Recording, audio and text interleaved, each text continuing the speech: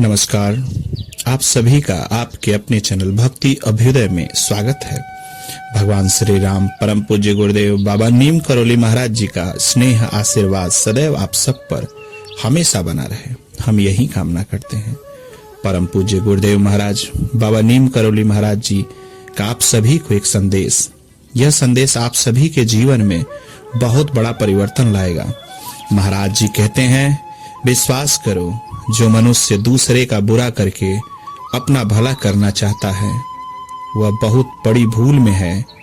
अपनी सच्ची भलाई, अपना यथार्थ हित उसी में है जिसमें दूसरों की भलाई, दूसरों का हित भरा है।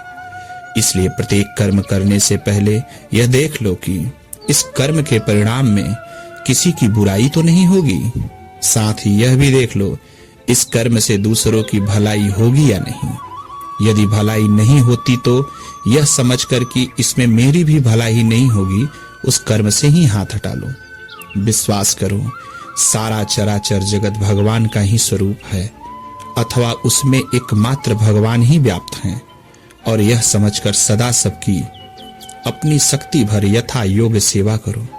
सेवा वही है जो सेवा करने वाले के लिए सुखदायक और हितकर हो। विचार करो, जब सब कुछ भगवान है या सब में भगवान है, तब पराया कौन है? तभी तो आत्मा के भी आत्मा अपने प्रभु के स्वरूप हैं। सभी तो अपने सेवा करने वाले, फिर भी किससे और कैसे बैर विरोध, हिंसा, द्वेष या छल कपट करें? किसी का भी अनिष्ट करने की कल्पना भी कैसे हो सकती है? विश्वास करो, सब में भगवान को देखने वाले पुरुष के हृदय में रहने वाले काम, क्रोध, लोभ, मोह, मद, मत्सर, बैर, हिंसा, अहंकार, अभिमान आदि शत्रु अपने आप ही मर जाते हैं।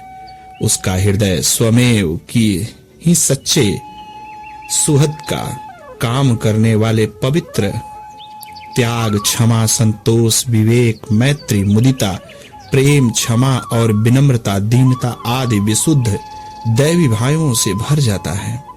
विश्वास करो, दैवी भावों से भरे हुए हृदय में ही भगवान प्रकट होते हैं।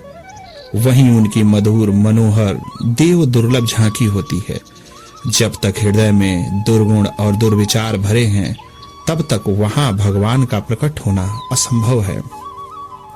विचार करो, तुम मानव योनि में आए हो, माया के बंधन से छूटकर भगवान को प्राप्त करने के लिए देवत्व में ओत प्रोत होकर परम देव पुरुषोत्तम का पावन प्रेम और नित्य अमरोक्ष सानिध्य प्राप्त करने के लिए इसके बादले यदि तुम काम, क्रोध आदि शत्रु के लुटेरों के वश में होकर मानव जीवन के महान उद्देश्य को भूल गए, विषय सेवन में लग गए और आसक्तिवश नए नए पाप कमाने लगे, तो देवत्व तो दूर रहा, मिला हुआ मानत्व भी छिन जाएगा और फिर तुम्हें बार बार आसुरी योनियों में नहीं उससे भी अधम गतियों में जाना पड़ेगा। क्या मानव जीवन का यह जघन्य फल तुम्हें स्वीकार है? यदि नहीं तो चेतो, सावधान हो जाओ और अपने उद्देश्य की पूर्ति में प्राणपण से लग जाओ। याद रखो, समय बहुत थोड़ा है, प्रलोभन बहुत हैं और संसार में फंसाए रखने वाले तथा जीवन के उद्देश्यों को भुलाए रखने वाली प्रतिकूल परिस्थितियों का पार नहीं है। जगत की सारी परिस्थितियों की समाप्ति के बाद उद्देश्य साधन में लगोगे। इस दुराशा को छोड़ दो। जहां हो, जिस परिस्थिति में हो, वहां से उसी में कुछ भी किसी की परवाह न करके अपने उद्देश्यों की पूर्ति में लग जाओ। परिस्थिति अपने आप बदल जाएगी। तुम यह निश्चय कर लो कि तुम्हारा सबसे पहला और प्रधान कर्तव्य एकमात्र यही है।